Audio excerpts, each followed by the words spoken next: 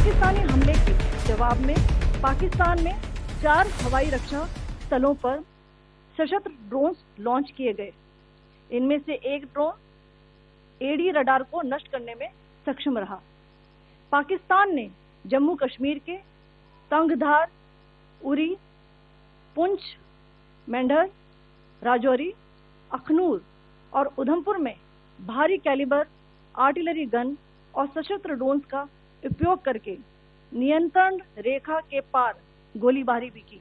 Punjab sector में high air defence alert स्थिति के दौरान एप्लीकेशन फ्लाइट रडार 24 कराची और लाहौर के बीच के हवाई अड्डे मार्ग पर नागरिक एयरलाइंस उड़ान भर रही है। हाई अलर्ट किया गया है विमान फ्लाइनेस एविएशन का एयरबस 320, जैसा कि आप यहाँ देख रहे हैं, जो कि शाम को 5:50 बजे दमम से शुरू हुआ और रात को 9:10 बजे लाहौर में उतरा। ये सारा डिटेल्स आप यहाँ देख रहे हैं, ये डिटेल्स यहाँ लिखा हुआ है। Which was originated from Dammam at 1750 hours and landed later at Lahore at 2110 hours in the night. Later in the night, an armed UAV of Pakistan attempted to target Bhatinda military station, which was detected and neutralized. In response to the Pakistani attack, armed drones were launched at 4 air defense sites in Pakistan. One of the drones was able to destroy an AD radar. Pakistan also carried out artillery shelling across the line of control using heavy caliber artillery guns and armed drones at Tangdhar, Uri, Poonch, Mendhar, Rajouri, Akhnoor and Udhampur in Jammu and Kashmir area, which resulted in some losses and injuries to Indian Army personnel. Pakistan Army also suffered major losses in Indian retaliatory fire. These provocative and escalatory actions that were taken by Pakistan last night were targeted at Indian cities and civilian infrastructure, in addition to some military targets. The Indian Armed Forces responded proportionately, adequately, and responsibly.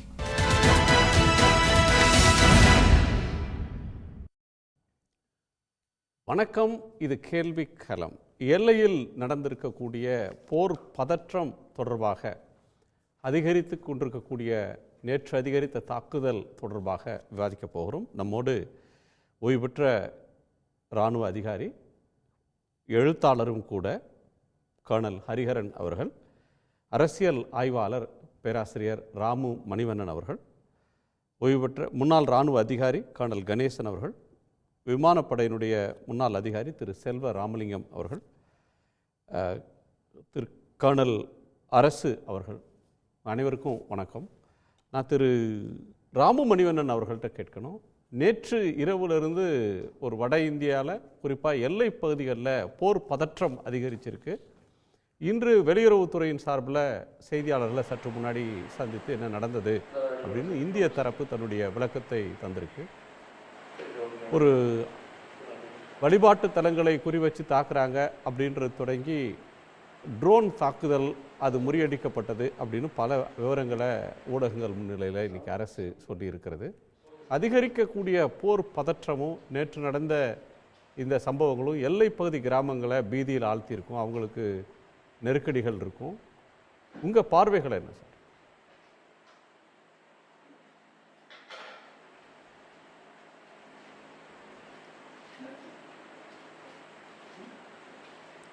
ராமணியன் உங்களை தான் கேட்டேன். நன்றி. நேற்றைய தாக்குதல்கள் பாகிஸ்தான் நடத்திய தாக்குதல்கள் குறித்து முக்கியமாக பாகிஸ்தான் படி அவர்கள் ஒரு தொடர் தாக்குதல் அல்லது முதலாவதாக ஏப்ரல் 22ஆம் தேதி நடந்த பகல்காம் நிகழ்வுக்கு பிறகு தீவிரவாத தாக்குதலுக்கு பதிலடியாக துல்லிய தாக்குதல்களை இந்தியா நடத்திய பிறகு அதோடு நிறுத்தியிருந்தால் பாகிஸ்தானுக்கு கடந்த முறை நம்ம 2019ஆம் ஆண்டு யூரி தாக்குதலுக்கு பிறகும் அதே நிலைப்பாட்டில் ஒரு அடுத்த கட்டத்திற்கு போல் நகராமல் இருக்கக்கூடிய வாய்ப்புகள் அதிகமாக இருந்தன. ஆனால் பாகிஸ்தான் தேர்ந்தெடுத்த ஒரு முறையானது பொதுமக்கள் வாழ்கின்ற பகுதிகள், அதாவது வந்து குடியிருப்புகள், நகரங்கள், இந்தியாவின் முக்கியமான நகரங்கள், எல்லை பகுதியில் இருக்கின்ற ஜம்மு, பட்டான்கோட், சண்டிகர் போன்ற நகரங்களை நோக்கி அவர்கள் ஏவுகணைகளை அனுப்பியதும் விமான தாக்குதல்கள் நடத்தியதும் கூட வந்து இந்தியா இடைமறித்திருந்தாலும் அது போருக்கான ஒரு சூழலை வந்து பாகிஸ்தானே ஒரு தன்னைத்தானே பாகிஸ்தான் இந்த போரிற்குள் ஆயத்தமாகி கொண்டு இருக்கின்றது. இந்தியாவை ஒரு கட்டாய நிலைப்பாட்டித்தால் இந்த இந்தியா முதல் கட்டமாக முழு போருக்குள் நாம் நுழைந்து கொண்டிருக்கின்றோம் என்று நான் நம்புகின்றேன். ஒரு முதற்கட்டமாக ஒரு முழுமையான ஃபுல் ஸ்கேல் வார நோக்குன ஒரு முதல் அடி எடுத்து வைக்கப்பட்டிருக்கிறது அப்படின்னு சொல்றீங்க. நான் திரு கணேசன் அவர்களுடைய பார்வை கேட்கிறேன். நேற்று நைட்டு ஒரு 8:30 நைட் 11:30 வரைக்கும் பாகிஸ்தான் தரப்புலேருந்து ஒரு 300 - 400 ட்ரோன்ஸ் நமது நாட்டு மேலே லடாக்லேருந்து கீழே சர் க்ரீக் அப்படின்ற இடம் குஜராத்தில் இருக்குது. இந்த எல்லையில் ஒரு 36 டார்கெட்டை எய்ம் பண்ணி 300 - 400 ட்ரோன்ஸ் அந்த ஸ்வாம் வந்து பாகிஸ்தானால் ஏவப்பட்டுச்சு. இதில் என்ன அப்படின்னா, இது எதுவுமே ஒரு முழுமையான ஒரு தாக்குதலுக்கான ஒரு முயற்சி இல்லை. இது வந்து இன்னைக்கு வந்து நம்ம வெளியுறவுத்துறை அச்சுறுத்தல் முயற்சியா? அச்சுறுத்தல் முயற்சியும் கிடையாது. இது என்ன அப்படின்னா, இது வந்து ஒரு டாக்டிஸ். அந்த ட்ரோன்ஸ் வந்து சாதாரண ட்ரோன்ஸ்ன்றது ஒரு அன்மேன்ட் ஏரியல் வெஹிக்கிள். அதை வந்து ஆளில்லா விமானம்னு சொல்லுவாங்க. நம்ம சாதாரணமாக கல்யாணத்தில் கூட பயன்படுத்துறதும் ஒரு ட்ரோன் தான். அதோட கொஞ்சம் பெரிய சைஸில் உள்ள ட்ரோனு. இதை வந்து இராணுவத்தில் பல விதத்துக்கு பயன்படுத்துவாங்க. Surveillance, recce, target identification, post strike damage assessment, directing ஆர்டிஃபயர்னு பல விதத்துக்கு பயன்படுத்துவாங்க. ஆனால் இப்போ லேட்டஸ்ட் டெக்னாலஜி என்ன அப்படின்னு பார்த்தீங்கன்னா, லாய்ட்ரிங் மூனிஷன்னு அதுலேயே எக்ஸ்ப்ளோசிவ்ஸ் ஒரு 25 - 50 கிலோ வரைக்கும் எக்ஸ்ப்ளோசிவ்ஸை லோட் பண்ணி அது ஒரு சூசைட் மிசைனில் அந்த அனுப்புவாங்க. அந்த ட்ரோனுங்கிறது போய் இலக்கை அடைந்து துல்லியமாக இலக்கை மோதி வெடித்து தாக்கி சிதறிவிடும். இந்த ட்ரோன்ஸ் தான் இன்றைக்கி வந்து இஸ்ரேல், உக்ரைன் எல்லா வரலையும் பயன்படுத்தப்பட்டு வருது. நேற்று அந்த மாதிரி ட்ரோன்ஸ் அவங்க அனுப்பியிருக்காங்கன்னு சொல்லி அனைத்து ஊடகங்கள்லையும் இந்த செய்தியை பரவப்பட்டது. ஆனால் அவங்க அனுப்புனதில் பெரும்பாலான ட்ரோன்ஸ் எம்டி ட்ரோன்ஸ், சாதாரண ட்ரோன்ஸ், ஒரு சில ட்ரோன்ஸில் மிக சிறிய அளவு வச்சு அனுப்பியிருக்காங்க.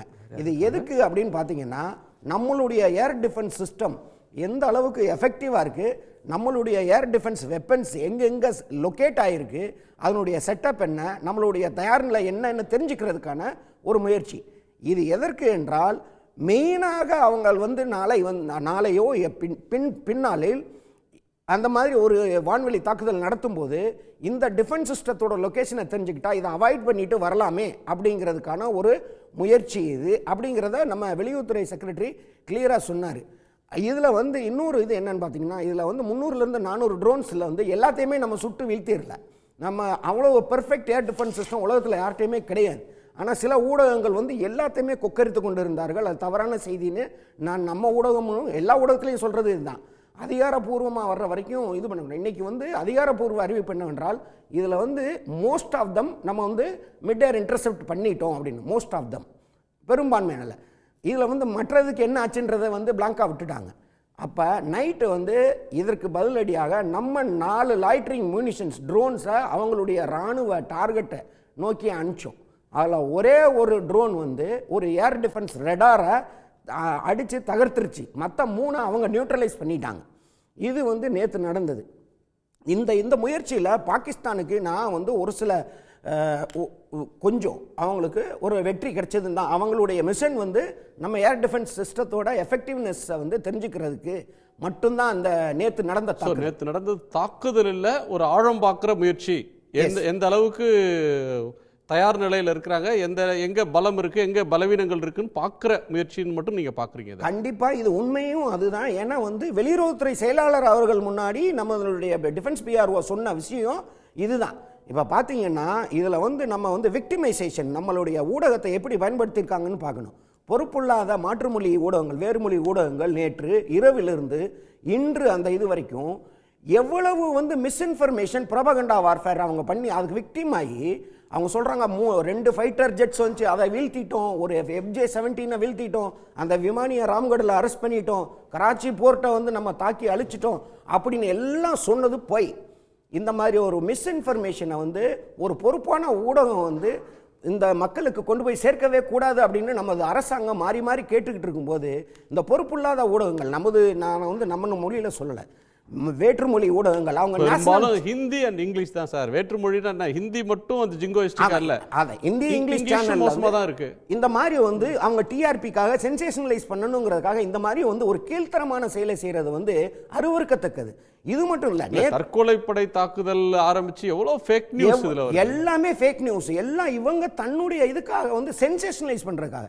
இது மட்டும் கிடையாது, நேற்று ஒரு ஷோல மூத்த பத்திரிகையாளர் அப்படிங்கிற ஒரு போர்வேல ஒருத்தர் வந்து எனக்கு அவ்வளவு அருவருக்கத்தகையில வந்து அவர் வந்து அந்த மீடியா முன்னாடி பேசுறாரு. நான் கண்டிக்கிறேன். அங்கேயும் அவர் என்ன சொல்றாருன்னா, அல் ஜசீரால வந்து அந்த நியூஸ் 5 ரஃபேல வந்து சுட்டு வீழ்த்தினதை வந்து நம்ம எக்ஸ்டர்னல் அஃபேர்ஸ் மினிஸ்டர் இது செக்ரட்டரி வந்து மறுக்கலை, அதனால அது உண்மை. அதனால் அதுக்கு போக இவர் மசூத் அசாரோட ஃபேமிலி மெம்பர்ஸோட ஃபியூனரல்ல ராணுவம், அவங்களுடைய பாகிஸ்தான் ராணுவம் வந்து போய் ராணுவ மரியாதை கொடுத்தது, பாகிஸ்தானோட ராணுவ கொடி அந்த உடல் மேல் போர்த்துனது, இது எல்லாமே வந்து கீழ்த்தரமான செயல் அப்படின்னு நான் சொல்லும். அதை வந்து எல்லாமே உண்மை. அவர் என்ன அப்படி நடக்கவே இல்லை, அவர் வந்து இந்தியரா பாகிஸ்தானியரானே தெரியாத அளவுக்கு நம்ம இங்க பேசணும். இல்ல இந்த ஜெனரலா வார்ல வந்து முதல் கேஷுவாலிட்டி ட்ரூத் தான். ட்ரூத், அதுதான் நான் சொல்ல வரேன். மூத்த பத்திரிகையாளரின் பேர்ல மனநிலை பாதிக்கப்பட்டவங்க மாதிரி பேசுறது, இந்த ஊடகங்கள் ஒரு சில மாற்றுமொழி ஊடகங்கள் இந்த மாதிரி வந்து சென்சேஷனலைஸ் பண்றேங்கிறதுக்காக தவறான செய்தியை கொடுக்கிறது, இதுதான் நம்ம போராட வேண்டிய முதல் எதிரி.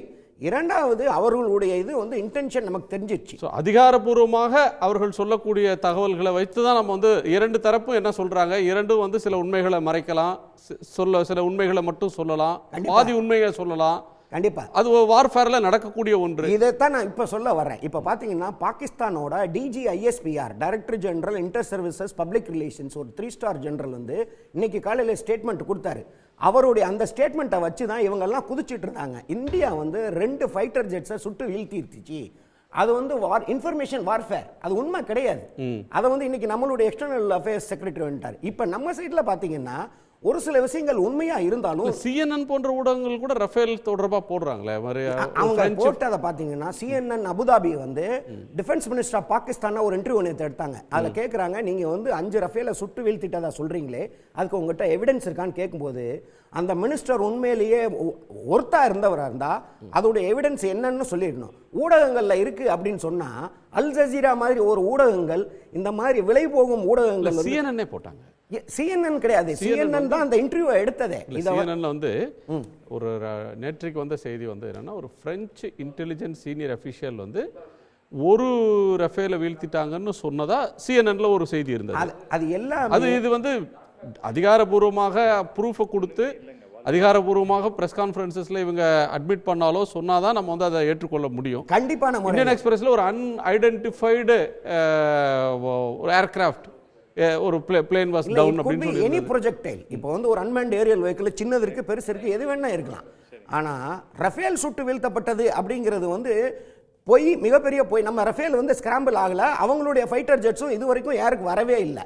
ஆனா இங்க இருந்து கிளம்புனது அங்க இருந்து கிளம்புனது நம்ம சுட்டு வீழ்த்தணும் அவங்க சுட்டு வீழ்த்தணும்னு இந்த மிஸ் இன்ஃபர்மேஷன் வார்ஃபேர் தான் போயிட்டு இருக்கு இப்போ. ஸோ முதல்ல வந்து ஊடகங்களே ஜிங்கோயிஸ்டிக்கா ஒரு போர் வெறியூட்டும் செய்திகளை, மக்களை பீதியில் ஆழ்த்துற செய்திகளை போடுறது தப்புன்னு சொல்றீங்க. தேசிய நலன் கருதி அதை செய்யக்கூடாதுன்னு சாரோட கோணத்தை கேட்டுரு. ஒரு எல்லை பதற்றம் சார்ந்த உங்க பார்வைகள். எல்லை பதற்றம் அப்படிங்கும் போது நம்ம எப்படி இதை வந்து பார்க்கணும் அப்படின்னா, வார்லைக் சுச்சுவேஷன் வந்து கிரியேட் ஆகிருக்குது அப்படிங்கிற விஷயத்தை தான் வந்து தொடர்ந்து வந்து முன்னெடுத்துட்டு இருக்கிறாங்க. ஸோ இது வந்து ஆக்சுவலி வாராக நம்ம வந்து கன்சிடர் பண்ண முடியாது. கண்டிப்பாக. ஏன் அப்படின்னா 2 நாட்டில் இருக்கக்கூடிய போர் விமானங்கள் வந்து இதில் வந்து பயன்படுத்தப்படலை. அதே போல் சரியான செய்திகள் வந்து இதில் வந்து நம்ம போர் விமானங்கள் வந்து பயன்படுத்தப்பட்டதா, இல்லை அவங்களோட F-16 வந்து இங்கே சுட்டு வீழ்த்தப்பட்டதா, ஒரு போர் விமானியை வந்து போர்க்கைதி ஆக்கியிருக்காங்க அப்படின்ற செய்திகள் எல்லாம் இன்னும் உறுதி செய்யப்படலை. ஸோ அந்த மாதிரி இருக்கும்போது நம்ம இதை வந்து ஒரு போராக வந்து நம்ம இதை வந்து பார்க்க தேவையில்லை. ஒரு தாக்குதலுக்கு எதிர் தாக்குதல், மறுபடியும் ஒரு தாக்குதல், அந்த மாதிரி தான் இதை வந்து நம்ம வந்து பார்க்கணும்னு நான் நினைக்கிறேன். ஸோ போர் மேகங்கள் சூழ்றது மாதிரி இருக்கே. இப்போ வந்து நீங்கள் ஒரு குறிப்பிட்ட நீங்கள் கார்கில் அந்த காட்டத்தில் பார்த்தீங்கன்னா கூட ஒரு POK அதை சுற்றி தான் மோதல் அப்படின்றது இருந்தது. அது மிலிட்ரி டு மிலிட்ரி ஒரு மோதலாக தான் இருந்தது. இப்போ வந்து ஒரு ஊரையே ஊரடங்கு செய்கிறாங்க, வெளியில் வராதிங்கன்னு சொல்கிறாங்க, சைரன், இந்த வான வேடிக்கை நடக்குது பாருங்க அப்படின்னு சொல்லி இரவில் மின்சாரத்தை நிறுத்துறது, இதெல்லாம் ஒரு போர் நடக்க போகுது அப்படின்றதுக்காக மக்களை எல்லை பகுதியில் தயார்படுத்துகிற நடவடிக்கைன்னு பார்க்கணுமா? இது ஒரு இரு நாடுகளுக்கு இடையே இந்த மாதிரி போர் பதற்ற சூழல் வரும்போது இந்த மின்சார நிறுத்தம் அப்படிங்கிறதெல்லாம் இயல்பான ஒன்று, பிஏடிஜிடி அப்படின்னு சொல்லுவோம். ஸோ அந்த மாதிரி இருக்கும்போது அது மக்களோட பாதுகாப்புக்காக தான் நம்ம பண்ணுறது. ஏன்னா ஈஸியாக நம்மளால் இப்போ மின்சாரமெல்லாம் இருந்தது அப்படின்னா நம்மளோட டார்கெட்டை எதிரி நாடு ஈஸியாக ஐடென்டிஃபை பண்ணிட முடியும். ஸோ அதற்கான ஒரு விஷயமாக தான் இது நம்ம பார்க்கணும். என்னோட பார்வையில் எப்படி இருக்குது அப்படின்னா, கார்கில்லையே நம்ம பார்த்தோம் அப்படின்னா நவாப் ஷெரீப் அவரை இது பண்ணிட்டு, அதாவது அவரை எடுத்துட்டு இப்போ அப்போ இருந்த முஷரஃப் இராணுவ தளபதியாக இருந்தார் பாகிஸ்தானோட. அவர் ஆட்சியை பிடிக்கணும் அப்படிங்கிறதுக்கான ஒரு விஷயமா தான் கார்கிலே அந்த போரையே எக்ஸ்டெண்ட் பண்ணினாதான் நமக்கு தகவல் எல்லாம் நமக்கு தெரிய வருது. ஸோ அந்த மாதிரி இருக்கும்போது இப்போ இருக்கக்கூடிய இந்த ராணுவ தளபதி முனீர் இதே விஷயத்தை இப்போ இருக்கிற ஷெரீஃப் கிட்ட பண்ணுறதுக்கான வாய்ப்புகள் இருக்கு. அதற்கான ஒரு சுயநல அவர் ஒரு பாகிஸ்தானோட அடுத்த தலைவராக வரணும் அப்படிங்கிறதுக்கான ஒரு நடவடிக்கைக்காக இந்த விஷயத்தை அவர் சரியான டைம்ல நம்ம பயன்படுத்திக்கணும் அப்படிங்கிற மாதிரி விஷயத்தை பண்றாரோ அப்படின்ற மாதிரி எண்ணம் தான் எனக்கு தோணுது.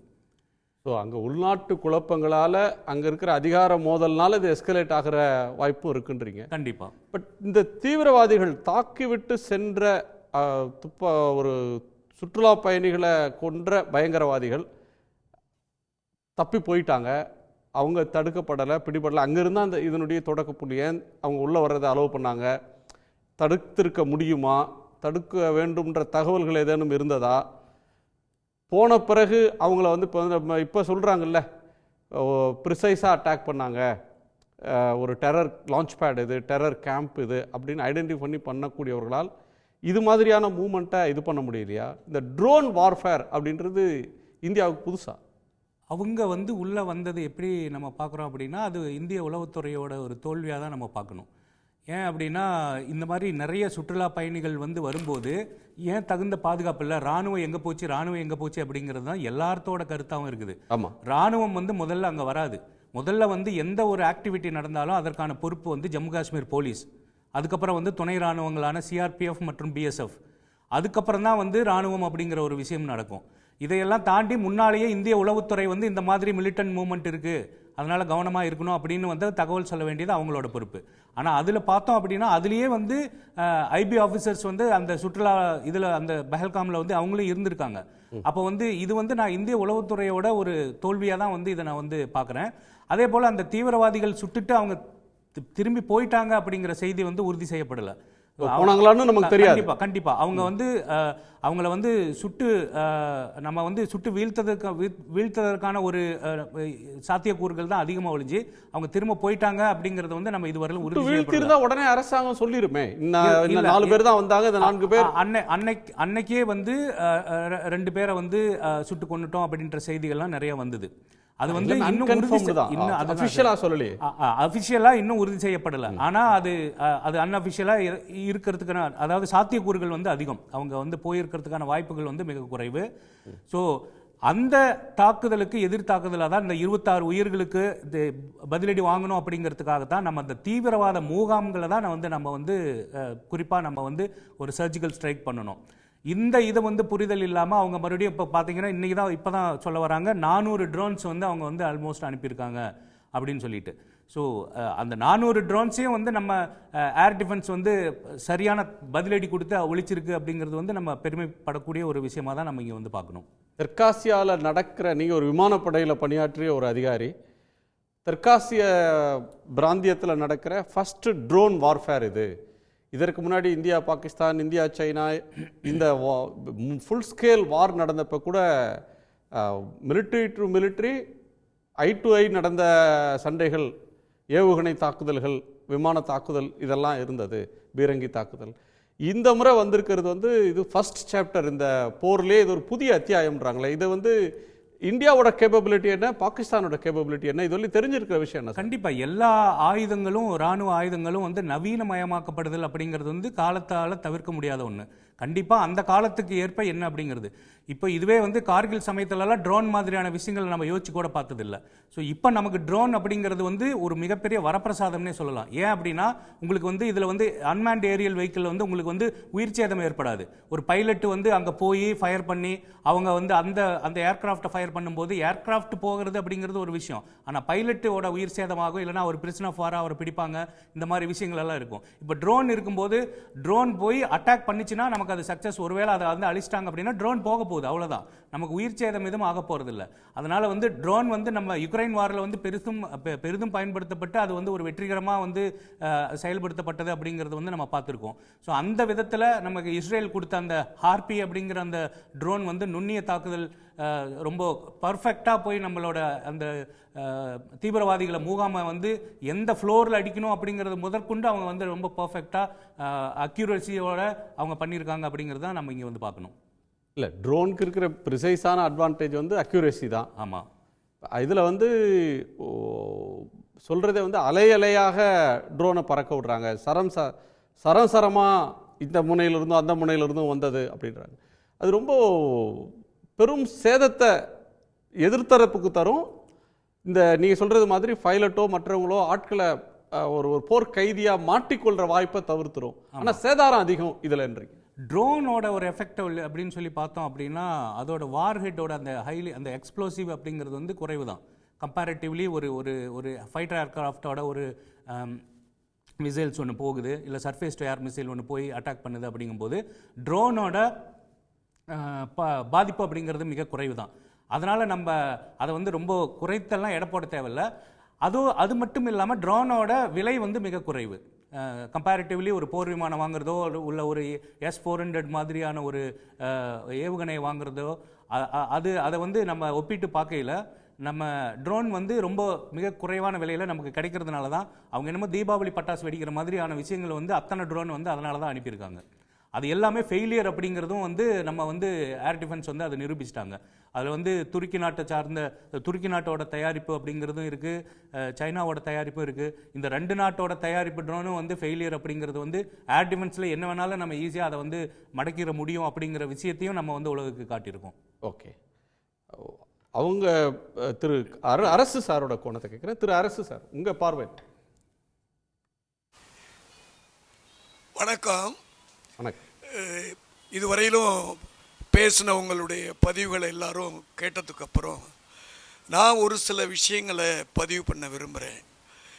இந்தியாவுடைய பார்டர் பாகிஸ்தான் கூட இருக்கிற நமது பார்டர் மேல் பகுதியில் ஐஸ் நிறைந்த இடம், மலைப்பகுதியான இடம், அதுக்கப்புறம் சமதளமான இடம், அதுக்கப்புறம் பாலைவனமான இடம், மறுபடி கடல் பகுதி இடம். ஆக நம்மளுடைய எல்லை பகுதி பாகிஸ்தானை ஒட்டி இருக்கிற அனைத்து பகுதியையும் நீங்கள் ஊர்ந்து கவனிச்சிங்கன்னா நமக்கு எவ்வளவு சிரமங்கள் எதிரி மேலே தாக்குதல் நடத்தவோ அல்லது நடத்தப்பட்ட தாக்குதலை வெற்றிகரமாக கொண்டு போய் சேர்க்கவோ நாம் என்னென்ன வழிமுறைகளை பயன்படுத்துகிறோம் அப்படிங்கிறதெல்லாம் ஊர்ந்து பார்த்தீங்கன்னா இது ஒரு இன்டர்நேஷனல் லெவலில் எந்த நாட்டுக்குமே இல்லாத ஒரு தனி ஏற்பாடு நம்ம நாட்டுக்கு. என்ன சொல்ல போனாக்க பாகிஸ்தான் தீவிரவாதிகளை உள்ள அனுப்பி மட்டுமே நம்மள்கிட்ட வெற்றி காண முடியும், வெற்றின்னா ஒரு பீதியை ஏற்படுத்த முடியும், மக்கள் மத்தியில் பெரிய ஒரு அசாதாரண சூழ்நிலையை ஏற்படுத்த முடியுங்கிறத உறுதியாக நம்புகிற நாடு, தீவிரவாதிகளை ஊக்கப்படுத்துகிற நாடு. நம்ம நாட்டோட நேருக்கு நேர் போர் நடத்துறதுக்கு எந்த ஒரு ஆயத்தமும் அவர்கள் செய்து வெற்றி பெற முடியாது அப்படிங்கிறது அவங்களுக்கு தெரியும். நம்மளுடைய ஆயுத பலம், நம்மளுடைய ஆள் பலம், நம்மளுடைய பணபலம் இதெல்லாம் அவங்களுக்கு தெரியும். அப்படி இருந்தும் தீவிரவாதிகளை சும்மா 1988 இப்போ 25 வரையிலும் இத்தனை தீவிரவாத தாக்குதல்கள் நடத்தியும் இந்தியா பொறுத்துக்கிட்டு இருந்ததை நம்மளுடைய ஒரு வீக்னஸ்ன்னு நினைச்சு, நம்மளுடைய ஒரு பயந்த சுபாவம்னு அவங்க நினைச்சு இதை செஞ்சாங்க. உள் அரசியல் என்ன இருக்கு, பாகிஸ்தான் என்ன உள்நோக்கத்தோடு இருக்காங்கங்கிறத அப்புறம் பேசுவோம். அவங்க நம்மளுடைய பொது ஜனங்கள் மீது இது போன்ற தாக்குதலை நடத்தி நாம் அதுக்கு எதிர் தாக்குதல் நடத்துவோங்கிறத தெரிஞ்சோம் இதெல்லாம் செய்கிறாங்கன்னா, இந்த பக்கம் உக்ரைன் ரஷ்யா போரினுடைய நிலவரம், அந்த பக்கம் இஸ்ரேல் லெபனான் நிலவரம், மற்ற சின்ன சின்ன நாடுகளில் சவுத் ஆப்பிரிக்கா ஏரியாவில் நடக்கிற போர்கள், இதெல்லாம் மனசில் வச்சுக்கிட்டு அவங்க என்ன நினைக்கிறாங்க, இந்த நேரத்தில் நாம் இந்தியா மீது தாக்குதல் நடத்தினா ரஷ்யா பெருசாக உதவி பண்ணாது, இந்த பக்கம் இஸ்லாமிய நாடுகளும் மேலை நாடுகளும் உதவி பண்ணாதுங்கிற ஒரு தவறான எண்ணம் அவங்களுக்கு. என்னை பொறுத்த மட்டும் இந்த போர்ங்கிற ஒரு உருவம் உருவாமல் இருக்கணும்னா, ஏற்படாமல் இருக்கணும்னா அதுக்கு பாகிஸ்தான் தான் பொறுப்பு, இந்தியா பொறுப்பு கிடையாது. இதை ஆரம்பித்தவங்க அவங்களே அதை முடிச்சுக்கணும். இல்லைன்னா அழிவு எதிர்பார்க்காத அளவுக்கு, நாமெல்லாம் சிந்திக்காத அளவுக்கு, நம்மளோட சிந்தனை சக்திக்கு அப்பாற்பட்ட அளவுக்கு அழிவுகள் இருக்குங்கிறது உலக நாடுகளுக்கு தெரியும். அதனால தான் அடிக்கடி சொல்கிறாங்க உலக நாடுகள், கொஞ்சம் அமைதியாக இருங்க, பொறுமையாக இருங்க, இது உடனடியாக போருக்கு போயிடாதீங்கன்னு. இது அந்த மாதிரி ஒரு சூழ்நிலை உருவாக வேண்டாம்னா பாகிஸ்தான் நாட்டில் இருக்கிற தலைவர்கள், அங்கே இருக்கிற அரசியல்வாதிகள், அங்கே இருக்கிற பாதுகாப்பு அமைச்சகத்தில் உள்ளவங்க, அவங்க முயற்சி பண்ணி இதை நிறுத்திக்கணும். இந்தியாவை பொறுத்தவரையிலும் நாம் அவர்களை எப்பவுமே பலம் இல்லாதவர்கள் நினைச்சதே கிடையாது. எதிரியே வீக்கா எப்பொழுதும் இந்தியா நினைச்சதே கிடையாது. நாம் அமைதியை விரும்பினாலும் நம் மீது தாக்குதல் நடத்தினா அதுக்கு பதில் தாக்குதல் நடத்தி நம்ம பாதுகாத்துக்கிறதும், நம்ம மக்களை பாதுகாக்கிறதும், நம்மளுடைய பொருட்களையும் மற்ற நாட்டினுடைய உடைமைகளை பாதுகாக்கிறதும் நம்ம நாட்டினுடைய கடமைங்கிறத நம்ம நாட்டில் இருக்கிற பாதுகாப்பு அமைச்சகமும் பொதுமக்களுக்கும் நல்லபடியாக தெரியும். இன்னொரு விஷயம், பாகிஸ்தானுக்கும் இந்தியாவுக்கும் இருக்கிற ஒரு பெரிய வித்தியாசம், இந்தியாவில் இது போல ஒரு போர்னு சொன்னால் அனைத்து மதத்தவரும், அனைத்து கட்சியினரும், அனைத்து பிராந்தியங்களும், அனைவருமே ஒரே குரல்ல இந்த பாதுகாப்பு துறையில் இருக்கிற அடிமட்ட சோல்ஜர்ல இருந்து மேல்மட்ட ஒரு அதிகாரி வரையிலும் எல்லாரையும் ஊக்கப்படுத்தும் விதமாகவே எல்லாருமே குரல் கொடுப்பாங்க. இதை பாகிஸ்தான் புரிஞ்சுக்கணும், உலகத்துக்கு தெரியும். சைனா அவங்களுக்கு சப்போர்ட் பண்ணுவாங்கன்னு நினைக்கிறாங்க, என்ன விதத்தில் சப்போர்ட் பண்ணுவாங்கன்னு நமக்கும் தெரியும், உலகத்துக்கும் தெரியும். தயவு செய்து இந்த ஊடகத்தில் என் கூட மற்றவங்க இந்த பங்கெடுத்திருக்கிற நண்பர்கள்ட்ட நான் வேண்டி விரும்பி கேட்டுக்கிறது, நாம் ஒரு புது பிரச்சனையை எதுவும் பேச வேண்டாம், நமது யூகத்தில் எதுவும் பேச வேண்டாம். ஊடகங்கள் என்ன சொல்லுதுங்கிறது நமக்கு ஒரு விழிப்புணர்வை ஏற்படுத்துறது மாதிரி பயன்படுத்திக்கிட்டு நாம் எல்லோருமே, குறிப்பாக அந்த இராணுவ அதிகாரிகள் என்ன போல வந்திருக்கிறவங்க, அப்டேட் இன்ஃபர்மேஷனில் நாங்கள் இருந்துக்கிட்டே இருக்கோம். நாங்கள் ரிட்டையர் ஆனாலும் தொடர்ந்து தொடர்பில் இருக்கோம். காரணம் எங்களுடைய கடமை. அந்த கடமையை உணர்ந்து உணர்வுகளோடு இருக்கோம். நாங்கள் இராணுவ அதிகாரிகளோ ரிட்டையர் ஆன அதிகாரிகளோ பொய் சொல்லலை. ஊடகம் பொய் சொல்கிறத பற்றி நம்ம பெருசாக கவலைப்பட வேண்டியதில்லை. அவங்கள கேட்டால் அவங்களுக்கு கிடைச்ச தகவலை சொன்னேம்பாங்க. உண்மை என்னங்கிறது நம்மளுக்கு தெரியும். இந்த விஷயத்தை இதோட நிறுத்திக்கணும்னா பாகிஸ்தான் உடனடியாக மேலும் மேலும் ட்ரோன் அனுப்புறதோ மிசைல் அனுப்புறதையோ இந்த தீவிரவாதிகளை அனுப்புறதையோ நிறுத்திக்கணுங்கிறது என்னுடைய கருத்து. வணக்கம். முக்கியமான கருத்தை சொல்கிறீங்க, ஒரு பொறுப்பாக ஆழ்ந்து பேசணுன்ற ஒரு கோணத்தை சொல்லியிருக்கீங்க. திரு கணேசன் சார், இந்த பொய் செய்திகள் இப்போ நீங்கள் காலையில் ஊடகங்களை பார்த்தீங்கன்னா பொதுவாக யூடியூப்பில் பேசுகிறவங்க சென்சேஷனலாக ஒரு கவன ஈர்ப்புக்கு பேசுகிற தன்மை கூட இருக்கலாம். பாரம்பரிய ஊடகங்களுக்கு ஒரு பொறுப்புணர்ச்சி இருக்குது. மக்களுக்கு உண்மையை, அது அரசாங்கம் சொல்கிறதையும் சொல்லணும், ஒருவேளை அரசு சொல்கிறதுல தவறுகள் இருக்குது, உண்மையை சொல்லலைன்னா இவங்க களத்தில் ஒன்றை பார்க்குறாங்கன்னா அதை ஃபேக்சுவலாக ரிப்போர்ட் பண்ணுறது அப்படின்றது வார் ஃப்ரண்ட்லேருந்து நிறைய கரஸ்பாண்டன்ஸ் பண்ணியிருக்கிறாங்க கடந்த காலத்தில். இப்போ கராச்சி துறைமுகமே அழிக்கப்பட்டது, அங்கேருந்து வந்த மிகப்பெரிய மிசைல்ஸ்லாம் இது பண்ணிட்டாங்க, இஸ்லாமாபாத்தில் தாக்குதல் நடந்து விட்டது, இப்படி சொல்லி இது பண்ணுறது சோஷியல் மீடியாவில் ரொம்ப அதிகமாக இருக்கு. சோஷியல் மீடியா ரீச் பார்த்திங்கன்னா லிமிட்டட் ரீச் இருக்கிறது. இப்போ வந்து அதை நம்ம கண்டிக்கிறதுக்கு முன்னாடி நம்ம இதில் நம்மளுடைய மெயின் ஃபோக்கஸ் இந்த நேஷனல் சேனல்ஸ்ன்னு சொல்லிட்டு, அதாவது நம்ம பெரிய சேனல்ஸ் அப்படின்ட்டு அங்கே வேற்றுமொழி ஹிந்தி இங்கிலீஷில் இருக்கிறவங்க இந்தியா முழுக்க அதை பார்க்குறாங்க, சப்ஸ்கிரைபர் இருக்காங்க. சென்சேஷனலைஸ் பண்ணுறேன் அப்படிங்கிற ஒரு நோக்கத்தில் உண்மைக்கு புறம்பான செய்திகளை அதுவும் வந்து ஏஐயை வச்சு கிரியேட் பண்ணுறாங்க. கராச்சி துறைமுகத்தை அடித்து நொறுக்குன மாதிரி ஒரு ஏஐ வீடியோவே ரெடி பண்ணுறாங்க, அதெல்லாம் அப்லோட் பண்ணுறாங்க. ஒரு சேனல் வந்து லக்ஷ்மண் ரேகாவை தாண்டி பார்டருக்கு போய் நம்ம நிலைகளை வந்து அங்கேருந்து reporting from the front, battle ஃப்ரண்ட்னு. நம்ம வந்து ஊடகத்துக்கு இந்த வேலையே கிடையாது. ஊடகத்துக்கு தேவையான இன்ஃபர்மேஷன் அரசாங்கம் கொடுக்கும். நான் ஒரு பிராண்டு, ஒரு நல்ல பேர் உள்ள உண்மையான ஊடகம் வந்து எங்கே இருக்கோ அங்கே இருந்தே இந்த நாட்டுக்கு செய்ய வேண்டிய சேவையை இப்போ நம்ம சேனல் செஞ்சிட்ருக்கு. நம்ம சேனலில் யாருமே வந்து அங்கே போகல, எங்கேயுமே போகல. மேக்ஸிமம் நம்மளுடைய நிருபர் வந்து டெல்லியில் இருப்பார், பார்லிமெண்ட்டில் என்ன நடக்குதோ அதை வந்து சொல்லுவார். மீதி எல்லாமே நமக்கு வந்து ப்ரெஸ் இன்ஃபர்மேஷன் பியூரோ அதிகாரப்பூர்வமான அறிவிப்பை மட்டும்தான் நம்ம சேனலில் நம்ம வந்து பேசுகிறோமே ஒழிய, மற்றபடி நம்மளாக கிரியேட் பண்ணி நமக்கு ஒரு வியூயர்ஷிப்பை கூட்டணுங்கிற ஒரு அவசியமே கிடையாது. We are established media. ஆனால் தன்னை எஸ்டாப்ளிஷ் பண்ணிக்கணுங்கிறதுக்காக கமர்ஷியலாக வந்து அவங்க தன்னில் எப்படியாவது முன்னிலைப்படுத்தணுங்கிறதுக்காக அந்த மக்கள்கிட்ட வந்து ஒரு போர் தொடங்கி போர் நடந்து, போர் என்றால் அழிவு, போர் வந்து ஒரு நாட்டுக்கு பெருமை அதுன்னு பேசுறது ஒரு பார்ட்டு. இன்னொன்று போர்னா போரில் இருக்கக்கூடிய ஜவான்கள், அவங்க குடும்பம், எல்லை பகுதியில் இருக்கக்கூடிய மக்கள், பெண்கள், குழந்தைகள், பலதரப்பட்டவங்களுக்கு வரக்கூடிய சேதம், இது ஒரு லார்ஜர் இன்ட்ரெஸ்டில் பார்க்க வேண்டிய அம்சங்கள் நிறையா இருக்குது. நான் திரு ராமமணிவண்ணன் சார்கிட்ட சில அம்சங்கள் இருக்குது. திரு ராமமணிவண்ணன், இந்த விஷயத்தை பாகிஸ்தான் தொடக்கத்திலேருந்து அதுக்கு முதல் ரெஸ்பான்ஸ்லேருந்தே தப்பாக பண்ணுறாங்க அப்படின்னு சொன்னீங்க. பாகிஸ்தானுடையது வந்து ஃபஸ்ட்டு டினையல், ரெண்டாவது வந்து இந்தியாவோட ரெஸ்பான்ஸ் வந்து ஒரு வாருக்கு நிகரானது, தண்ணியை நிறுத்துவோம்னு சொன்னது வந்து ஒரு வாருக்கு நிகரான ஒன்று அப்படின்றதுலேருந்து ஆரம்பித்தாங்க. இன்னைக்கு வந்து வேர்ல்டு ஆர்டர் மாறி இருக்கு. அமெரிக்கா ரஷ்யாவுக்கும் உக்ரைன் விஷயத்தில் கருத்து சொல்கிறவங்க, இஸ்ரேல் விஷயத்தில் கருத்து சொல்கிற அமெரிக்கா இங்கே வந்து கருத்து சொல்லாமல் இது ரொம்ப நாளாக இருக்கிற பிரச்சனைங்க, இதிலெல்லாம் நாங்களாம் தலையிட மாட்டோம், அது எங்கள் வேலை இல்லை அப்படின்னு ஒதுங்கி போகிற ஒரு தன்மையை பார்க்குறோம்.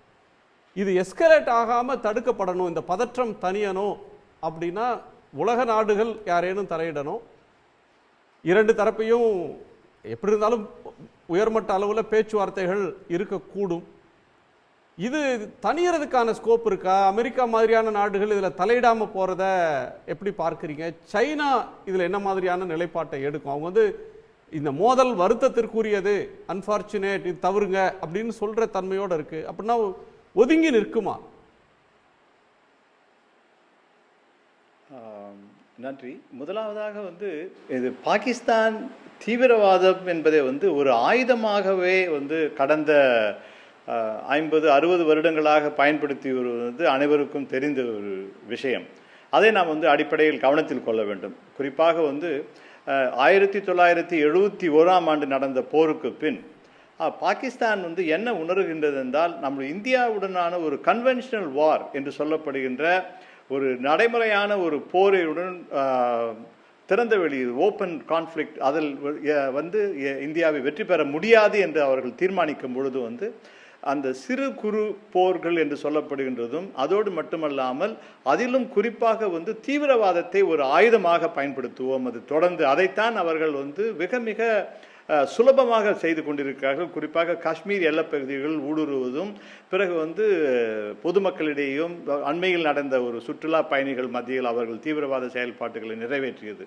இதன் அடிப்படையில் தான் உலக நாடுகளின் பார்வையும், தீவிரவாதத்திற்கு எதிராக உலக நாடுகள் அனைத்துமே ஒருங்கிணைந்து நிறைய முன்னேற்பாடுகள், நிறைய தடைகள் கொண்டு வரும்பொழுது இது உலக நாடுகள் வந்து ஏதோ 2 நாடுகளுக்கு இருக்கின்ற ஒரு வரலாற்று ரீதியான பிரச்சனை, 70-77 ஆண்டுகளாக இருக்கின்ற ஒரு பிரச்சனை என்று சொல்லி கடந்து போகாமல், இதற்கு தீவிரவாதத்திற்கான ஒரு குறிப்பாக பாகிஸ்தான் தீவிரவாத அமைப்பிற்கு ஒரு இருப்பிடமாகும். இதற்கு வந்து ஒரு அண்மை காலத்தில் வந்து இரட்டை கோபுரம் தாக்கப்பட்ட பிறகு ஒசாமா பின் லாடன் வந்து பாகிஸ்தானில் அவருக்கு பாதுகாப்பு வந்து இராணுவ தலைமையின் பாதுகாப்பும் இராணுவ கட்டமைப்புக்கு மிக மிக அருகாமையில் அவருடைய வீடு இருந்தது.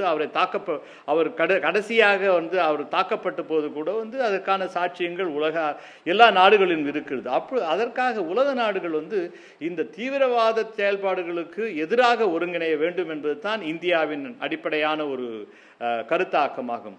மற்றொரு பக்கத்தில் வந்து பாகிஸ்தானின் இந்த ஸ்ட்ராட்டஜிக் பாலிடிக்ஸ் என்று சொல்லப்படுகின்ற அந்த ராஜதந்திர விளையாட்டு அவர்கள் செயல்படுத்துவது வந்து ஒரு பக்கத்தில் வந்து பாகிஸ்தான் தொடர்ந்து 1970களுக்கு குறிப்பாக 75 அந்த ஆண்டு காலத்திற்கு பிறகு வந்து அவர்கள் சொல்லுவது என்னவென்றால் பாகிஸ்தான் ஒரு அணு ஆயுத நாடு, பாகிஸ்தான் அணு ஆயுத நாடு, இதை இந்தியா கவனத்தில் கொள்ள வேண்டும். அதோடு மட்டுமல்லாமல் பாகிஸ்தான் வந்து கொடுக்கின்ற ஒரு நாங்கள் அணு ஆயுதத்தை முதன்முறையாக பயன்படுத்த மாட்டோம் என்று இந்தியா உறுதிமொழி அளித்திருக்கின்றது. ஆனால் பாகிஸ்தான் அத்தகைய எந்த வகையான உறுதிமொழியும் அளிக்கவில்லை. The right to respond, right to use என்று சொல்லப்படுகின்ற நாங்கள் முதலாவதாக கூட பயன்படுத்துவோம் என்ற அணு ஆயுதத்தை பற்றி அவர்கள் குறிப்பிடும் பொழுது ஒரு பக்கம் ஒரு உச்ச ஆயுதமான ஒரு அணு ஆயுதத்தை வைத்து அணு ஆயுத நாடு என்று பாகிஸ்தான் தன்னை காண்பித்துக் கொள்வதும், அதே போல வந்து ஒரு அடிமட்டத்தில் மக்கள் தளத்தில் வந்து தீவிரவாதத்தை இயக்குவது என்பது இதைத்தான் பாகிஸ்தான் கடந்த ஒரு 50 ஆண்டுகளாக நடத்தி வருகின்றது. இப்பொழுது வந்து இதற்கான ஒரு உண்மையிலேயே இந்தியாவிற்கு மிகப்பெரிய ஒரு தயக்கம். அண்மையில் நடந்த ஒரு மிகப்பெரிய தொடர் தீவிரவாத தாக்குதலுக்கு எத்தகைய பதிலடி பாகிஸ்தானுக்கு நம்மால் கொடுக்கும்? தீவிரவாத தாக்குதலுக்கு நீங்கள் துல்லிய தாக்குதல் அல்லது குறிப்பிட்ட சில மணி நேரங்களில் தாக்குதல்கள் நடத்தி ஒரு முடிவுக்கு கொண்டு வரலாம். ஆனால் இந்த ஒரு ராஜதந்திர ரீதியாகவும் புவிசார் அரசியல் ரீதியாகவும் அணு ஆயுதத்தை ஒரு பக்கம் வைத்திருந்து மறுபக்கத்தில் தீவிரவாதத்தை நடத்தும் பொழுது தான் இப்பொழுது இது வெட்ட வெளிச்சமாயிருக்கிறது. என்னவென்றால் இந்த ஒரு அரசாங்கத்தின் குறிப்பாக வந்து முதல் ஏப்ரல் 22 பிறகு அவர்கள் பஹல்காம் நிகழ்வுக்கு பிறகும் கூட அவர்கள் அணு ஆயுதம் பாகிஸ்தான் ஒரு அணு ஆயுத நாடு என்று தொடர்ந்து பேசி வந்த பொழுது இந்தியாவிலிருந்தும் சொல்லப்பட்ட ஒரு கருத்து என்னவென்றால் பாகிஸ்தான் அணு ஆயுதம் நடத்தால் அதே போல் இந்தியாவும் கூட பாகிஸ்தானை விட வலிமையான ஒரு அணு ஆயுதம் கொண்ட ஒரு நாடு என்பதை பாகிஸ்தான் அரசுக்கு தெளிவுபடுத்துவதோடு மட்டுமல்லாமல் நாங்கள் இதை பயன்படுத்த போவதில்லை, ஆனால் அதற்கான ஒரு போர் மூலமேயானால் நிச்சயமாக இந்த களத்தை விட்டு இந்தியா விலகவும் போவதில்லை என்பது அதை திட்டவட்டமாக ஒரு அழுத்தம் திருத்தமாக இந்த ஒரு கடந்த சில நாட்கள் நிகழ்வுகளும் கூட அது நமக்கு வெளிக்கொணர்கின்றன.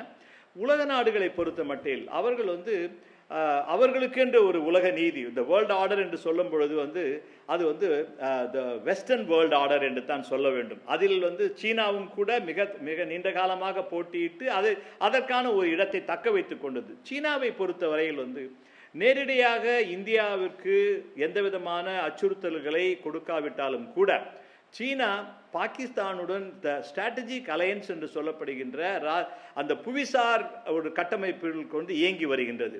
அதோடு மட்டுமல்லாமல் பாகிஸ்தான் ஆக்குபைட் காஷ்மீர் என்று சொல்லப்படுகின்ற பாகிஸ்தான் ஆக்கிரமிப்பிற்கு உட்பட்ட பகுதியிலிருந்து அக்சாய் சீன் பகுதிகளுக்கு 1965 ஆண்டுக்கு பிறகு 66-67 காலகட்டத்தில் வந்து அது பாகிஸ்தான் வந்து சீனாவுக்கு கொடுக்கின்றது. இது அடிப்படையான ஒரு கேள்வி என்னவென்றால் இந்த பாகிஸ்தான் ஆக்குபைட் காஷ்மீர் வந்து உண்மையிலே பாகிஸ்தானுக்கு தான் இருக்க வேண்டும் என்றால் எவ்வாறு அக்சாய் சீன் பகுதிகளை வந்து சீனாவிற்கு கொடுக்க முடியும்? ஆதலால் வந்து இது சீனாவிற்கு வந்து கொடுக்கப்பட்ட அந்த ஒரு பரிசாக கொடுக்கப்பட்டது. அதற்கு ஒரு ராஜதந்திர விலையும் பாகிஸ்தான் பெற்றிருக்கின்றது.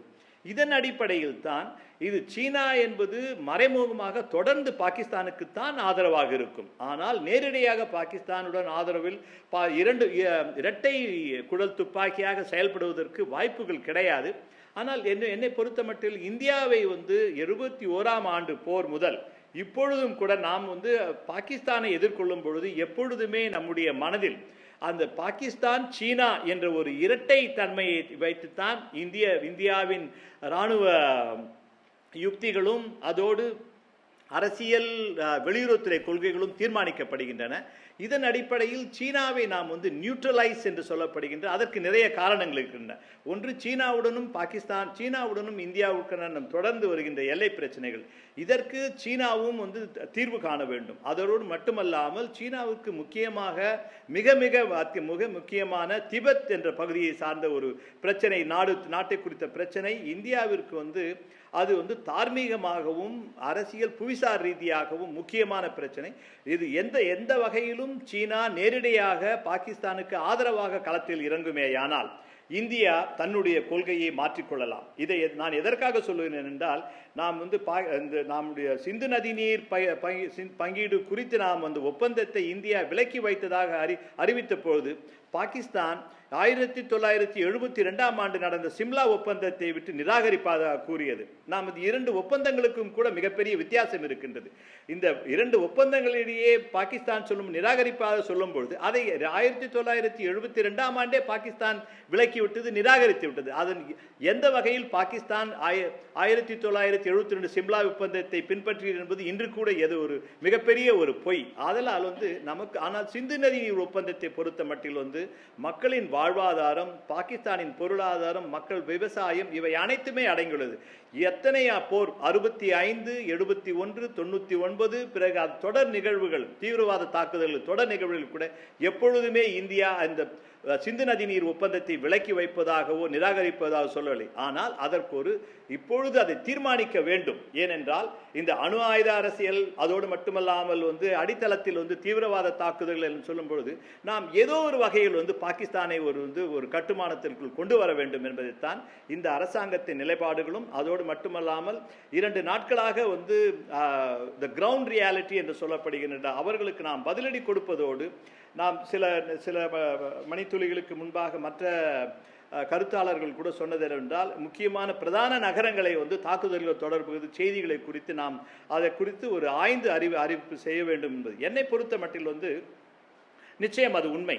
ஆனால் அதே சமயத்தில் வந்து லாகூர், சியால்கோட் மற்றும் கராச்சி துறைமுகம் இந்த பகுதிகள் அனைத்துமே வந்து வான் தாக்குதலுக்கு உட்பட்ட பகுதிகளாக இந்தியாவின் ஏர்போர்ஸ் சொல்லப்படுகின்ற அந்த வியூகங்களுக்கு உட்படுத்தப்பட்டிருக்கின்றன. ஆதலால் இந்த போரின் நிலவரங்களும் கள நிலவரங்களும் அடுத்த சில நாட்களில் மாறலாம். இது வந்து போரே வந்து துவங்கவில்லை என்று நினைப்பது வந்து என்னை பொறுத்த மட்டில் அது சரியான ஒரு கருத்தும் கிடையாது. ஒரு நண்பர் சொன்னார் வந்து இது தாக்குதலுக்கு மறு தாக்குதல்கள் என்று.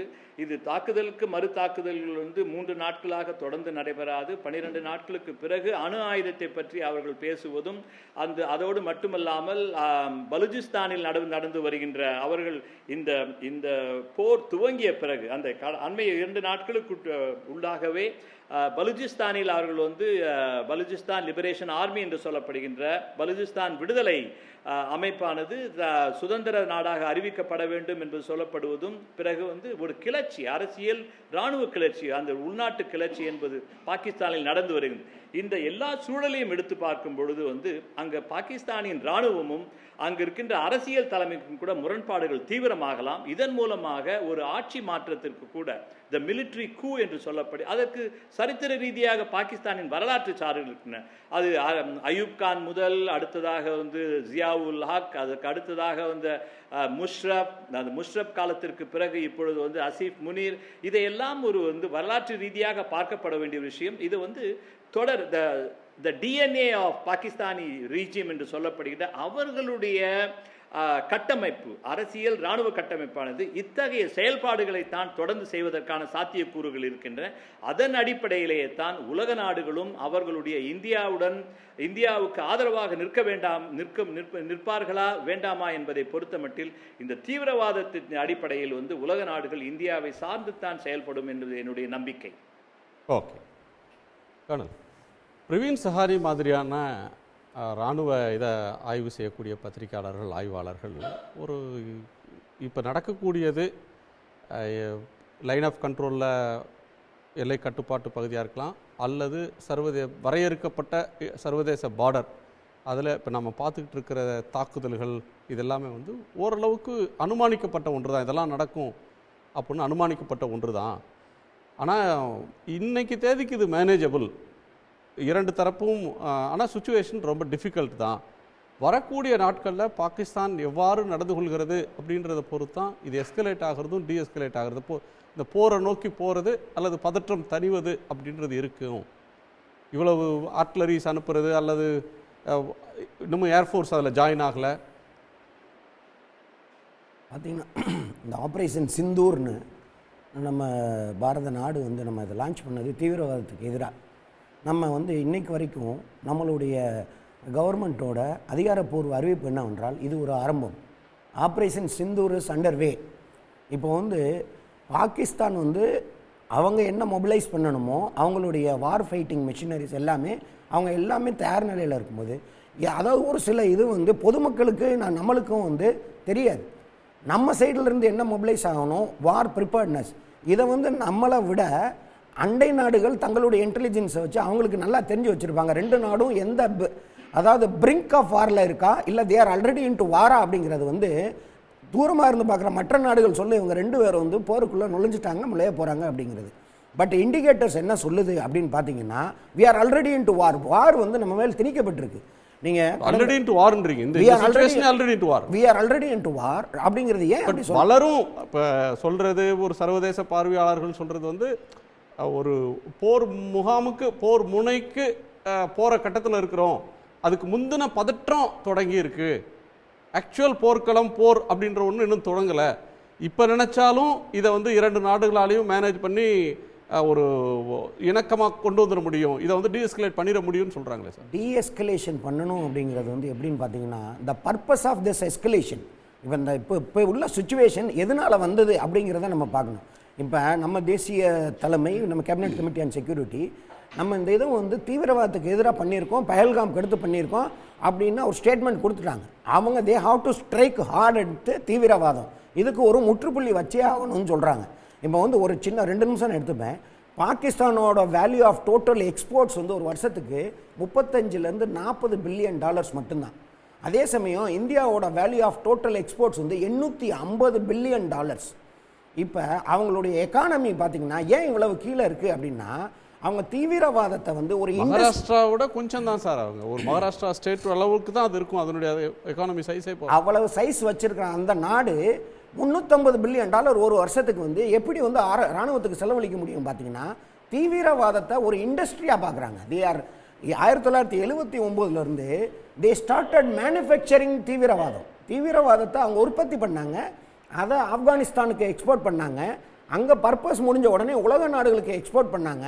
இதை வந்து அவங்க சும்மா சேரிட்டியாக பண்ணல, இதுக்கு பல $பில்லியன், அதாவது ஒவ்வொரு தடவையும் வெஸ்டர்ன் மேற்கத்திய நாடுகள், யுனைடெட் ஸ்டேட்ஸ் ஆஃப் அமெரிக்கா பல $பில்லியன் கொடுத்து சுகம் கண்டு விட்டார்கள். அந்த பிளட் மணி, அந்த கூலிப்படை மாதிரி செயல்பட்டு அதை அந்த மக்களால் தேர்ந்தெடுக்கப்பட்ட அரசு அது அந்த ஈஸியாக கிடைக்கிற அந்த டாலர்ஸ் மேலே டிபெண்டன்சி வச்சு வாழ ஆரம்பிச்சிட்டாங்க. இப்போ இந்த சுகம் கண்டவர்கள் இவர்களால் தன்னுடைய நாட்டின் பொருளாதாரத்தை எந்த அளவும் கூட்டி வந்து அதை கூட்டுறதுக்கான முயற்சி எடுக்க முடியாது. ஏன்னா அவங்க உள்நாட்டு கலவரம் அந்த மாதிரி இருக்குது. இப்போ பார்த்தீங்கன்னா பலுச்சிஸ்தானில் ஏன் இந்த கலவரம்னு பார்த்தீங்கன்னா இந்த மாதிரி ஈஸியாக கிடைக்கப்பட்ட ரெவன்யூ எல்லாத்தையுமே அவங்க வந்து பஞ்சாப் அண்ட் சிந்து அந்த மாகாணங்கள் அவங்க தான் என்ன நினைப்பாங்கன்னா நாங்கள் தான் ஒரிஜினல் பாகிஸ்தானிஸ் ரூலர்ஸ், ஆளப்பிறந்தவர்கள், பலுச்சிஸ்தான் கிடையாது, பட்டான்ஸ் கிடையாது, அதைத்தான் பக்துன்வான அவங்க வந்து ஆப்கான் பார்டரில் அவங்க ஒரு கலவரத்தில் இருக்காங்க.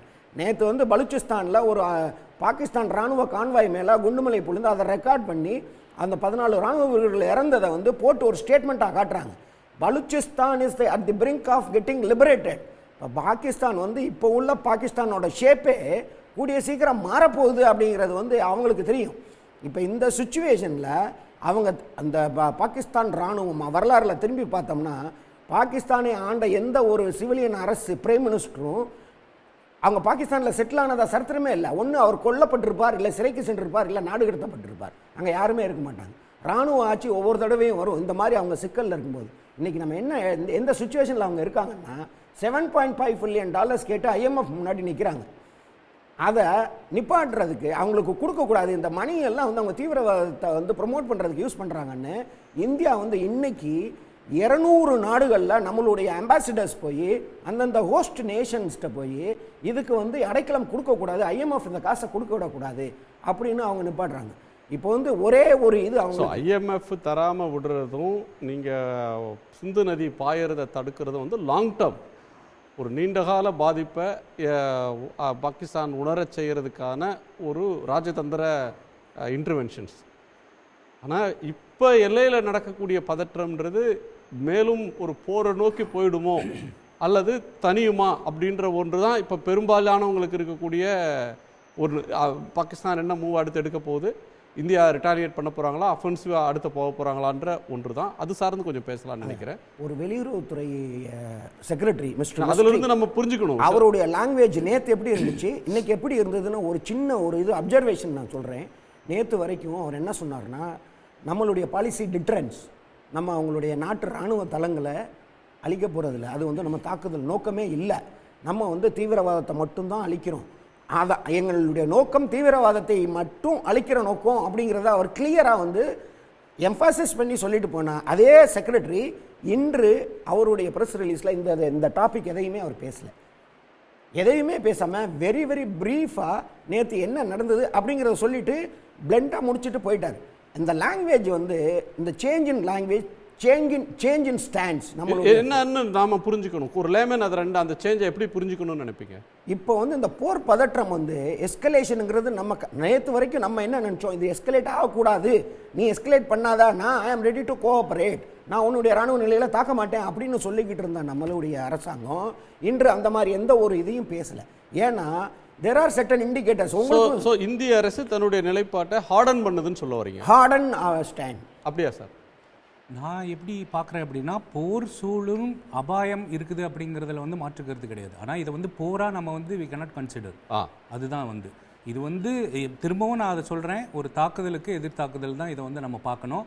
இதில் இரண்டு நாடுகளும் எப்போ வந்து அவங்களோட இராணுவ படைகளை வந்து பயன்படுத்தி இந்திய விமானப்படை தாக்குதல் பண்ணுது, அதே போல் அங்கே பாகிஸ்தான்லேருந்து பாகிஸ்தான் விமானப்படை தாக்குது, பாகிஸ்தான் கப்பற்படை தாக்குது, இந்திய கப்பற்படை தாக்குது அப்படிங்கிற பட்சத்தில் தான் வந்து அதை வந்து நம்ம போராக வந்து கன்சிடர் பண்ண முடியும். இப்போ கப்பற்படை விமானப்படை ராணுவம் இவங்கெல்லாம் இந்த இன்னும் களத்தில் குதிக்கவே இல்லை, ஆனால் வந்து ஊடகங்கள் தான் போரை நடத்திட்டு இருக்காங்க. ஆமாம், இது வந்து நீங்கள் சொன்ன மாதிரி ஒரு என்ன சொல்ல வருது, nuclear warfare, electronic warfare, psychological warfare, அந்த மாதிரி இப்போ வந்து மீடியா வார்ஃபேர்னு ஒன்று உருவாயிருக்குதுன்னு எனக்கு வந்து தோணுது. இல்லை, பிபிசி மாதிரியான இடங்கள்ல அதில் எழுதக்கூடியவங்களோ அல்லது வெஸ்ட் பத்திரிகையில் கார்டியன் ஆர் நியூயார்க் டைம்ஸில் இந்த எஸ்கலேஷனை எழுதுறவங்க சொல்கிறதே வந்து ரெண்டு நியூக்ளியர் ஆர்ம்டு நேஷன்ஸ்க்கு இடையில் ஒரு new chapter has begun, new chapter of drone war. இது வந்து இட் மே ப்ரொலாங். இப்படித்தான் பலரும் எழுதுறதை பார்க்குறோம், கணிக்கிறத பார்க்குறோம். இப்போ அதுதான் அது என்னன்னா, இப்போ வந்து நம்ம அது இந்தியா பாகிஸ்தான் போரை விட மீடியா நடத்துகிற போர் வந்து பெரிய போராக இருக்குது, அக்க போராகவும் இருக்குது. அப்படிதான் நம்ம வந்து இதை வந்து பார்க்க முடியுது. ஸோ அதை வந்து சார் சொல்கிற மாதிரி அதை தவிர்க்கணும். என்ன வந்து கிரவுண்ட் ரியாலிட்டியோ அதை பற்றி பேசாமல் அவங்களா ஒரு கற்பனையில் வந்து இதுவாக இருக்குமோ அதுவாக இருக்குமோ அப்படின்ட்டு ஏஐலாம் நிறைய வீடியோஸ் பண்ணி அதெல்லாம் போட்டுட்டு இருக்காங்க. ஸோ அதெல்லாம் வந்து ஏஐ உருவாக்குனவங்க இதுக்கெல்லாம் இதை பயன்படுத்துவாங்கன்னு நினைச்சிருக்க மாட்டாங்க, கண்டிப்பாக நினச்சி பார்த்துருக்க மாட்டாங்க. ஆமாம் சார். ஸோ இந்த சிந்து நதி பிரச்சனையில் வந்து ஐயா சொன்னது வந்து நான் ஒரு கருத்து சொல்கிறேன் சார். சிந்து நதிநீர் பிரச்சனை அப்படிங்கிறது வந்து நதிநீர் வந்து உலகத்தினர் அனைத்து உயிர்களுக்கும் சொந்தமானது. அப்படிங்கும்போது யாருக்குமே அதை தடுத்து நிறுத்துறதுக்கான அந்த அதிகாரம் அப்படிங்கிறது கிடையாது. இந்த சூழலில் நம்ம தடுத்து நிறுத்தியிருக்கிறோம் அப்படிங்கிற ஒரு கேள்வி எழுந்தாலும், அப்படியே தடுத்து நிறுத்தப்பட்டிருந்தாலும் அதுக்கு நாம் என்ன சேனலைஸ் பண்ணியிருக்கோம், அந்த நதி நீரை வந்து நம்ம எப்படி வந்து அந்த நதி நீர் மேலாண்மை நம்ம பண்ணியிருக்கோம், நிறுத்தி வச்சுட்டோம்னு வச்சுக்கோங்க, அப்படின்னா அது நமக்கு ஒரு பாதிப்பு ஏற்படும். இன்னொன்று என்ன அப்படின்னா, சிந்து நதி அந்த அணைக்கு அப்புறம் 2 நீர் மின்னேற்ற நிலையங்கள் நமக்கு சொந்தமாக இருக்குது. ஸோ நாம் தடுத்து நிறுத்தணும் அப்படின்னா அந்த நீர் மின்னேற்ற நிலையங்களுக்கு தேவையான நீர் கிடைக்காது, நமக்கு தேவையான மின்சாரம் கிடைக்காது. அது நாமளே வந்து நமக்கு சொந்த காசில் சூனியை வச்சுக்கிற மாதிரி தான் அது. அதனால் அதை வந்து பண்ணுறதுக்கான வாய்ப்புகள் வந்து கிடையாது. அது கண்டிப்பாக அது ஒரு த்ரெட்னிங். அது நான் இது பண்ணினீங்கன்னா நான் இதெல்லாம் பண்ணுவேன், உன்னோட விவசாயம் பாதிக்கும், உன்னோட அடிப்படை பொருளாதாரத்திலே நான் கை வைப்பேன். மக்களை தயார்படுத்துறது ஒரு போருக்கு ஒரு அரசோ ராணுவமோ போடுச்சுன்னா அது வந்து ஒரு பாப்புலர் சப்போர்ட்டை இல்லாமல் செய்யறது இது தப்பு அப்படின்னு அந்த நாட்டு மக்களுக்கு கன்வே பண்ற ஒரு செய்தி, அது ஒரு செய்தி, அவ்வளோதான். மற்றபடி அதை வச்சுட்டு நம்ம பெரிய இதை வந்து இதை வந்து ஒரு ஸ்ட்ராட்டஜியால நம்ம வந்து பார்க்கவே முடியாது. ஓகே ஓகே திரு அரசு சார், உங்க நிறைவு பார்வை.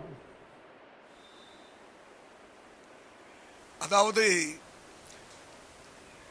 ஊடகங்கள் என்ன செய்தது, மற்றபடி பாதுகாப்பு அமைச்சகத்தினுடைய அங்கங்களாக இருக்கக்கூடிய தரைப்படை, கடற்படை, விமானப்படை இவர்கள்லாம் என்ன செய்கிறாங்க, இதுவரையிலும் எப்படி போர்னுடைய அறிகுறி இருக்கா, உண்மையிலேயே போர் தொடங்கிடுச்சா, இந்த விஷயங்கள்லாம் ஒரு பக்கம் இருக்க, தொடர்ந்து கடந்த 75 வருஷமா பாகிஸ்தான் என்ன செய்தது, மேலை நாடுகளிலிருந்து கிடைச்ச உதவிகள், இஸ்லாமிய நாடுகளிலிருந்து கிடைச்ச உதவிகள், எண்ணெய் ஏற்றுமதி செய்கிற நாடுகளிலிருந்து கிடைச்ச உதவிகள் எல்லாம் தன்னுடைய நாட்டை நாங்கள் முன்னேற்ற பாதையில் கொண்டு போகிறதுக்கு செலவு பண்ணோம்னு சொல்லிவிட்டு தீவிரவாதத்தை வளர்க்கறதுக்கு மட்டும் அதை செலவு செய்ததோடு இல்லாமல் அண்டை நாடான இந்தியாவினுடைய நோட்டை, கரன்சி, கள்ள நோட்டு அடிக்கிறது, நம்ம நாட்டுக்குள்ள போதைப் பொருள்களை உள்ள திணிக்கிறதுக்கு முயற்சி பண்ணுறது, இன்னும் சொல்ல போனால் இன்டர்நேஷ்னல் மார்க்கெட்லேயும் போதைப் பொருள்களை கடத்துறதுக்கு பயன்படுத்துறது. அப்படி ஏதாவது ஒரு விஷயத்தில் மாட்டிக்கிட்டா நாங்கள் இதை செய்ய மாட்டோம், அதை செய்ய மாட்டோம், நாங்கள் இனிமேலாவது சரியாக இருப்போம்னு பல தடவை பல ப்ராமிஸை கொடுத்தோம். கடந்த 75 வருஷத்தில் அவங்க ஒத்துக்கிட்ட சொன்ன எந்த ஒரு விஷயத்தையாவது முழுமையாக செயல்படுத்தியிருக்காங்களா? அப்படி பேசும்பொழுது, பார்க்கும்பொழுது அந்த பார்வையில் ஒரு நண்பகத்தன்மை இல்லாத நாடு, ஒரு பிரின்சிபல் இல்லாத நாடு, எந்த ஒரு சட்டத்திட்டத்தையும் அமல்படுத்தாமல் செயல்படுத்தாத நாடு, அந்த நாட்டினுடைய நிலைப்பாடு, செயல்பாடை எந்த வகையிலும் நாம் யூகிக்க முடியாது. ஒரு அதாவது ஒரு சில நாடுகள் போரை பற்றி பேசும்பொழுது கன்வென்ஷனல், அன்கன்வென்ஷனல், இல்லை சின்ன சின்னதாக தொடங்கி பெருசாகும் அப்படின்லாம் பேசுகிறோம். அதாவது ஏதாவது ஒரு விதிமுறைகளை நடைமுறைப்படுத்தி செயல்படுத்துகிற நாட்டுக்கு தான் இதெல்லாம் பொருந்தும். பாகிஸ்தான் எந்த வகையிலும் சேராத நாடு. இன்னும் சொல்ல போனால் நான் அந்த லாங்குவேஜை யூஸ் பண்ண விரும்பல. அங்கே தடியெடுத்தவன்லாம் தண்டல்காரன். இன்று அரசியல்வாதி பலமாக இருப்பான், நாளைக்கு இராணுவம் பலமாக இருக்கும், மறுபடியும் அரசியல்வாதி பலமாக இருப்பான், மறுபடியும் இராணுவம் பலமாக இருக்கும். இப்படி மாறி மாதிரி அரசியல் அமைப்பிலும் சரி, அவங்க செயல்பாடுலையும் சரி, எந்த வகையிலும் நம்பகத்தன்மை இல்லாத ஒரு நாடு. அதனால நம்ம நாட்டு மக்களும் நம்மளுடைய பாதுகாப்பு அமைச்சகமும் அவங்க கிட்ட ரொம்ப ஜாக்கிரதையா நடந்துக்குவாங்கன்னு நான் நம்புறேன். இந்த துவக்கம், பாகிஸ்தானால் துவங்கி வைக்கப்பட்ட இந்த துவக்கம், அவங்க தான் இதை முடிச்சுக்கணும். அதை முடிக்கிறது நம்ம கையில இல்லை. ஓகே, ரொம்ப நன்றி. எல்லாருக்கும் நன்றி. ஏராளமான கருத்துக்களை பகிர்ந்து கொண்ட உங்க எல்லோருக்கும் நன்றி. மீண்டும் சந்திப்போம். இது கேள்விக்களம், மக்களின் மேடை. உடனுக்குடன் செய்திகளை தெரிந்து கொள்ள சன் நியூஸ் பெல் ஐகானை கிளிக் பண்ணுங்க.